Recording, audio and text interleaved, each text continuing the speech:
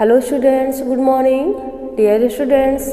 आज मैं अपने चैनल के माध्यम से एक नई कड़ी भारत के महान व्यक्तित्व इसको शुरू कर रही हूँ। इसमें पहले व्यक्ति हैं स्वामी विवेकानंद।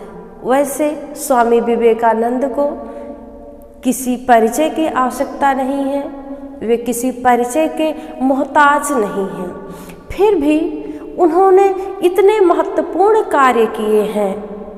भारतीय जनता के उद्धार के लिए, हिंदू धर्म के प्रचार प्रसार के लिए इतने महत्वपूर्ण कार्य किए हैं कि उनको बताना, उनकी चर्चा करना ये आवश्यक है।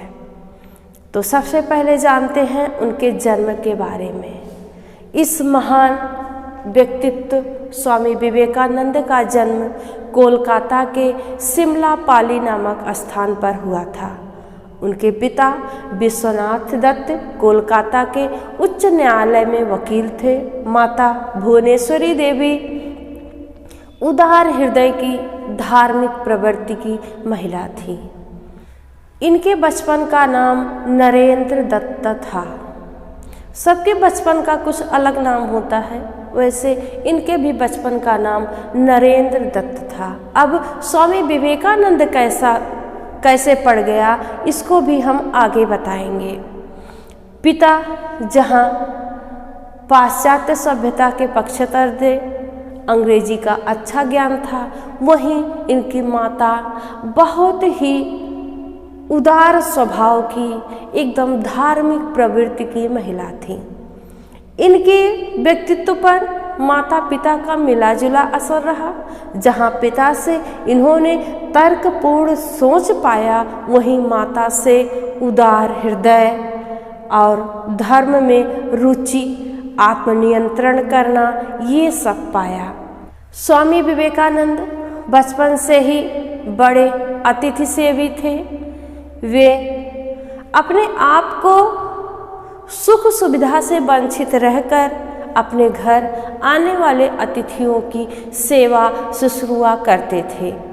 भले ही वे वर्षा में रात भर भीगते रहे, लेकिन आने वाले जो अतिथि आए हैं उनको अपने बिस्तर पर रात भर आराम से सोने देते।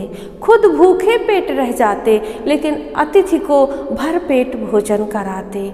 ऐसे थे स्वामी विवेकानंद। स्वामी विवेकानंद जब किशोरावस्था में थे, यानी जब किशोर ही थे, तभी वे समाधि लगाने में विशेषज्ञ बन गए थे।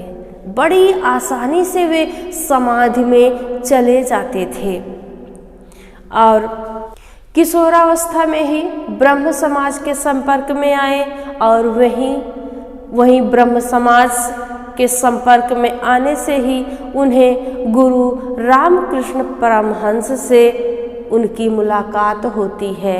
उन्हें उनके गुरु रामकृष्ण परमहंस मिलते हैं। वे पहले तो रामकृष्ण परमहंस से तर्क करने के लिए गए थे। तर्क करना है ऐसा सोच कर गए थे, लेकिन जब रामकृष्ण परमहंस के पास पहुँचे तो वे उनसे इतना अधिक प्रभावित हुए कि उनको अपना गुरु मान लिया। और रामकृष्ण भी विवेकानंद को पाकर फूले नहीं समाये। उन्होंने कहा कि मुझे जिसका इतने दिन से इंतजार था, जिस शिष्य का मैं बेसब्री से इंतजार कर रहा था, वह शिष्य मेरा मिल गया।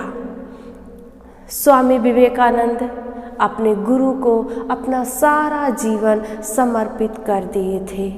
वे गुरु रामकृष्ण परमहंस की कृपा से ईश्वर से आत्मसात कर लिए, ईश्वर का आत्मसात कर पाए और गुरु की सेवा में लग गए। रामकृष्ण परमहंस को कैंसर हो गया था। उनके गले से कफ रक्त निकलता था, लेकिन शिष्य स्वामी विवेकानंद अपने गुरु की इस दशा से जरा सा भी विचलित नहीं हुए और तन मन से पूरी तरह से गुरु की सेवा में लगे रहे। एक बार उनके एक सहपाठी ने गुरु की सेवा में कुछ ढिलाई बरती। उनके गले से चूंकि रक्त निकलता था, कफ निकलता था, तो उनका सहपाठी जो था स्वामी विवेकानंद का, वो उनसे घृणा करने लगा। एक मनुष्य का स्वभाव होता है, उसको घिन आने लगी। तो स्वामी विवेकानंद अपने गुरु के प्रति अपना समर्पण दिखाते हुए, प्रेम दिखाते हुए, जो उनके सिरहाने थूकदान था उसको उठाकर सारा कफ और रक्त पी लिए। उनका सहपाठी बहुत शर्मिंदित हुआ और जब गुरु रामकृष्ण परमहंस की मृत्यु हो जाती है तो वे उनके नाम से रामकृष्ण मिशन स्थापित कर दिए। स्वामी विवेकानंद का व्यक्तित्व इतना अधिक प्रेरणादायक था कि वे 19वीं शताब्दी के अंत से 20वीं शताब्दी के प्रारंभ में ही भारत ही नहीं बल्कि अमेरिका इत्यादि देशों में बहुत प्रसिद्ध हो गए। 25 वर्ष की अवस्था में ही स्वामी विवेकानंद ने गेरुआ वस्त्र धारण करके पैदल यात्रा करके पूरा भारत घूम लिया और त्रिवेंद्रम पहुँचे। वहाँ अपने शिष्य मित्रों के साथ बोरानगर मठ में रहने लगे और वहीं से सन 1893 ईस्वी में शिकागो धर्म संसद पहुँचे। वहाँ प्रिय अमेरिकी भाई बहनों कहकर अमेरिका वासियों को संबोधित किया और अपने हिंदू धर्म के लिए प्रशंसा बटोरी। इन्होंने ही अमेरिका और यूरोप जैसे देशों में योग और वेदांत जैसे हिंदू धर्म की नींव रखी। ये एक महान व्यक्तित्व थे जिन्होंने मानव जात के उत्थान और राष्ट्र के लिए कार्य किया।